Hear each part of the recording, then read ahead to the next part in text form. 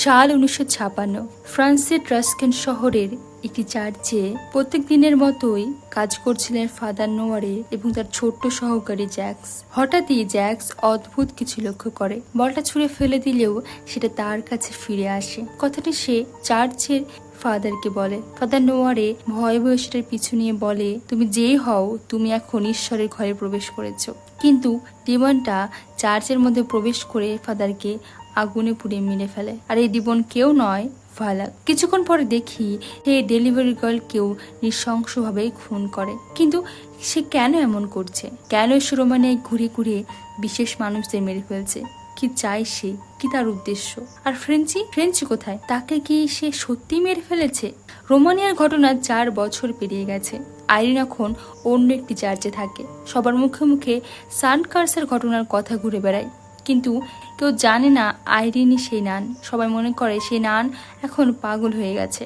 আইরিনের মন থেকে কিন্তু ফালাকের ভয় এখনও যায়নি। সেদিন রাতে আইরিন ঘুমের মধ্যে স্বপ্নে ফালাককে দেখে। ফ্রেঞ্চি তাকে বলছে, আমাকে বাঁচাও সিস্টার, আমাকে বাঁচাও। ঘুম ভেঙে ভয়ে চিৎকার করতে শুরু করলে ডেবরা তাকে সে সান্ত্বনা দেয়। নিচ থেকে খবর আসে ভ্যাটিকান থেকে ফাদার এসেছে তার সঙ্গে দেখা করতে। ফাদার আইরিনকে বলে সে ফিরে এসেছে আর একে একে সব বাইকে শেষ করছে। একমাত্র তুমি আছো যে তাকে থামাতে পারো। আইরিন না বলে দেয়, সে পারবে না, সে ভালাককে থামাতে পারবে না। ফাদার বলে, ফাদার ব্রুক কলেরাতে মারা গেছে। এখন তুমি একমাত্র যে ভালাককে হারাতে পারো। তুমি একবার ভালাককে হারিয়েছো, আর একবারও পারবে। আইরিনের মন থেকে ভয় কিন্তু যায় না, কিন্তু এই দায়িত্বকে সে অস্বীকার করতে পারে না। মনে ভয় নিয়েই সে বেরিয়ে পড়ে ভালাককে খুঁজতে। তবে এবার ডেবরাও তার সঙ্গে যায়, চার্চের কথা অমান্য করে। ডেবরা যখন ছোট ছিল তখন সংখ্যালঘু হওয়ার কারণে তাদের বাড়ি পুড়িয়ে দেওয়া হয়। তার বাবা তার দাদাকে বিশ্বযুদ্ধে আর তাকে জোর করে চার্চে রেখে যায় ভগবানের সেবা করার জন্য। সে কিন্তু মন থেকে খুব বেশি ভক্তিবান ছিল না। তবে যাই হয়ে যাক, আইরিনকে সে একা ছাড়তে চায় না। তাদের মধ্যে একটা সুন্দর বন্ধুত্ব গড়ে উঠেছে। আইরিন ডেবরাকে তার মায়ের কথা বলে। তার মায়েরও তার মতো দৃশ্য দেখার ক্ষমতা ছিল, কিন্তু তার বাবা তার মাকে পাগল বলে হসপিটালে ভর্তি করে দেয়। আর তারপর থেকে সে তার মাকে আর কোনোদিন দেখেনি। রোমানিয়ার একটি বোর্ডিং স্কুলে সফি পড়াশোনা করে। তার মা এখানে একজন টিচার। ফ্রেঞ্চি ক্লাসের ভেতরে প্রবেশ করে ড্রয়ার সারানোর জন্য। ফ্রেঞ্চি বেঁচে আছে, কিন্তু ভালাককে থেকে ছেড়ে দিয়েছে। ভালাক কোথায়? সফি ফ্রেঞ্চিকে একটি বন্ধুত্বের ব্রেসলেট উপহার দেয়। সফির সাথে ফ্রেঞ্চির একটা সুন্দর বন্ধুত্ব গড়ে উঠেছিল। তাকে নিয়ে স্কুলের অন্য কিছু বাচ্চারা মজা করে। ফ্রেঞ্চি তার একমাত্র বন্ধু এখন।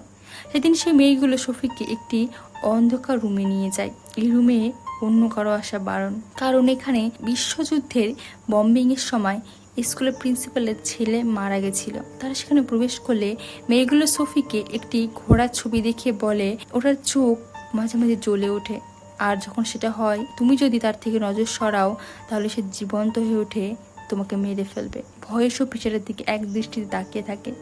মেয়েগুলো দরজা বাইরে থেকে বন্ধ করে দেয়। সফি ভেতরে একটি মূর্তিকে নড়তে দেখতে পায়। ভয়ে সে কাঠ হয়ে যায়। এরপর ফ্রেঞ্চি সে তাকে সেখান থেকে উদ্ধার করে।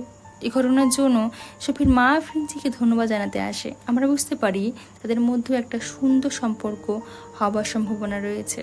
সেদিন সফি তার মায়ের আওয়াজ শুনে সিঁড়ির ওপরে গেলে সে এইবার ভালাককে দেখতে পায়। ভালাক এখানেই রয়েছে, কিন্তু কেন? ভালাক এখানে কি করছে? কাকে মারতে এসেছে সে এখানে? আইরিন সেই চার্চে তদন্তের জন্য যায় যেখানে ফাদার নোয়ারোকে ভালাক খুন করেছিল। সেখানে তদন্ত করার সময় আইরিন খুনের কিছু দৃশ্য দেখতে পায়।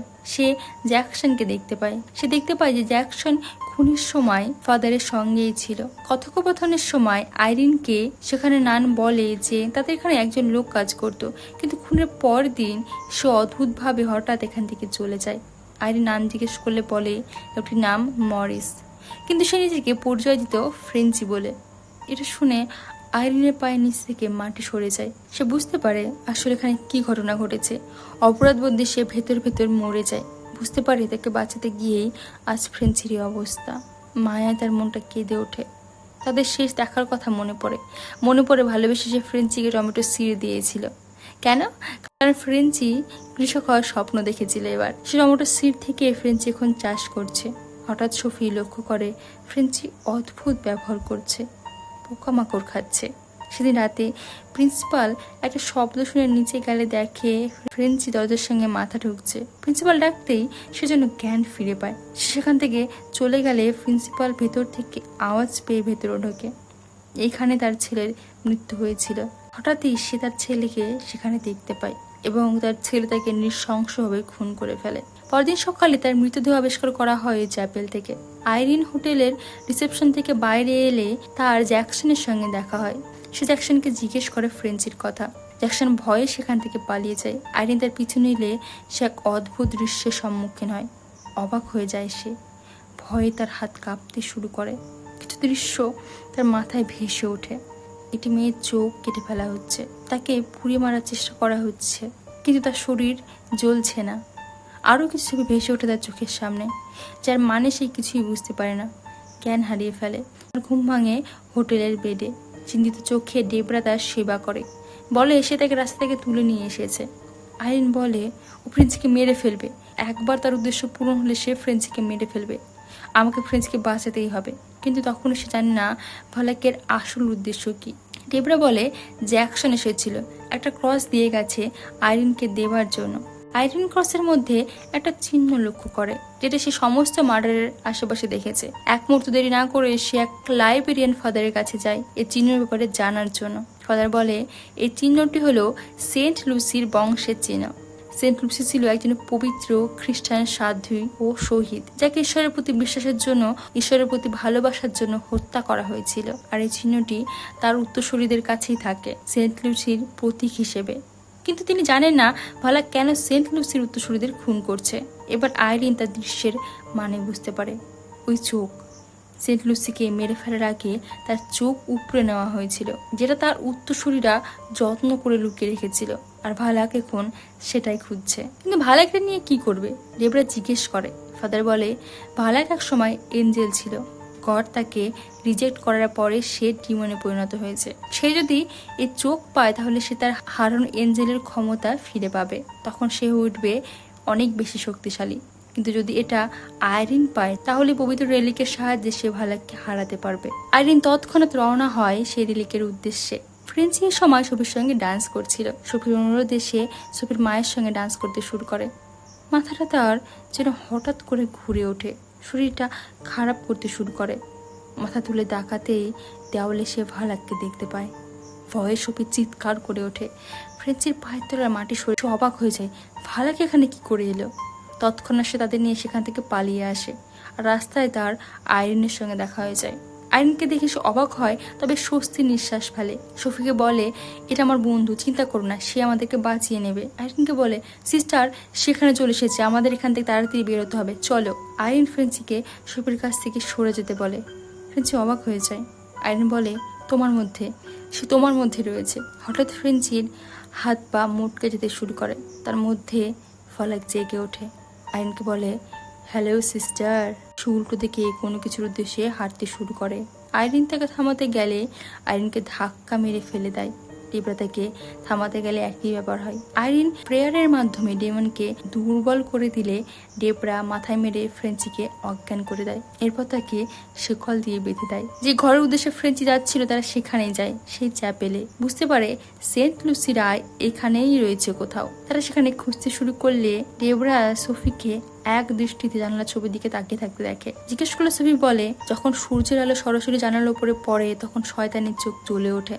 আইরিন এই কথার আসল মানে বুঝতে পারে। ডেবরা জানালার পেছন থেকে আলো মারলে চোখে লাল আলো জ্বলে ওঠে। সে আলো গিয়ে যেখানে পড়ে সেখানেই লুকোনো আছে সেন্ট ম্যারির পবিত্র আই। আইরিন মাটি খুঁড়ে সেই আই হাতে নিতেই সেখানে ফ্রেঞ্চি চলে আসে, আইরিনকে আক্রমণ করে। সুযোগ বুঝে সফি চোখটি নিয়ে সেখান থেকে টাওয়ারের দিকে পালিয়ে যায়, লুকিয়ে পড়ে সেখানে। ফ্রেঞ্চি তাকে খুঁজতে শুরু করে। ওদিকে ডেবরা স্কুলের অন্য মেয়েদের আওয়াজ শুনতে পায়। সে দেখে পেন্টিনি সে ডিমান্ডটা জীবন্ত হয়ে তাদের উপর আক্রমণ করেছে। সে ছুটে গিয়ে তাদের বাঁচায়। তারা একটি রুমে লুকিয়ে পড়ে, কিন্তু ডিমন তাদের পিছু ছাড়ে না। ফ্রেঞ্চি সফিকে খুঁজতে শুরু করলে চোখটি জ্বলে ওঠে। চোখের কারণে সে খুঁজে পেয়ে যায়। সফি কি করবে বুঝতে পারে না। চোখটি আবার জ্বলে ওঠে। ভালাকের আঘাত লাগে তাতে। এই কম্পনে টাওয়ারটি ভাঙতে শুরু করে। ভালাক তার পা ধরে টানতে শুরু করে, কিন্তু কোনোভাবে সফি বেঁচে যায়। হঠাৎ পুরো টাওয়ারটি ভেঙে যায়। আইরিন ওই ধ্বংসস্তূপের মধ্যে সফিকে বাঁচাতে ছুটে যায়। সে সোফিকে দেখতে পায়।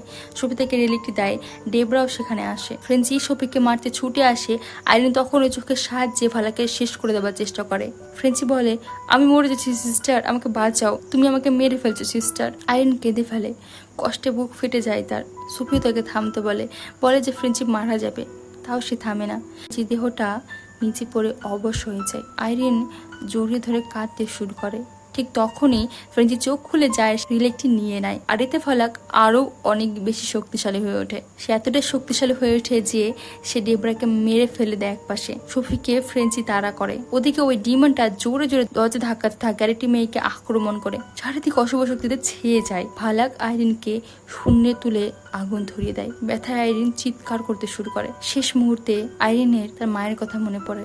তার মা তাকে বলেছিল সে তাকে কখনো ছেড়ে যাবে না, বলেছিল তাদের চোখ একই রকম দেখতে। আইরিন চোখ খুলে আগুন নিভে যায়, ঠিক যেমন সেন্ট লুসির হয়েছিল। ফালাক অবাক হয়ে যায়। ডেবরা তাকে বলে এটা একটা মিরাকেল, এটা কোনোভাবেই সম্ভব নয়। ফালাক এবার সোফিকে মেরে ফেলতে লাগে। আইরিন সেখানে ওয়াইন দেখতে পায়। সে ডেবরাকে বলে, যদি ঈশ্বরে বিশ্বাস করতে চাও এটা সব থেকে সঠিক সময়, প্রার্থনা করো আমার সঙ্গে। তারা প্রার্থনা করতে শুরু করে।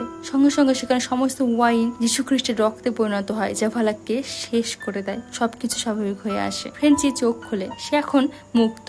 কিছুদিন পর ফ্রেঞ্চি কিছুটা সুস্থ হয় আর সোফি এতদিন তার টমেটো গাছের খেয়াল রাখছিল। আইরিন এবার থেকে বিদায় জানায়। হঠাৎ অদ্ভুতভাবে ফ্রেঞ্চির দিকে তাকায়। তাকে দেখে মনে হয় কিছু একটা যেন ঠিক লাগছে না তার। আর মুভি এখানেই শেষ হয়ে যায়। আচ্ছা, আপনাদের কি মনে হয় কেন আইরিন ফ্রেঞ্চির দিকে ভাবে তাকালো? আর সে কি করে ভালাকে শক্তির বিরুদ্ধে গিয়ে আগুন নিভে বেঁচে উঠলো আর ওয়াইনকে রক্তে পরিণত করলো? তাহলে কি সেও সেন্ট লুসির বংশধর? কমেন্টে জানান। আর দেখা হবে পরের ভিডিওতে। Thank you.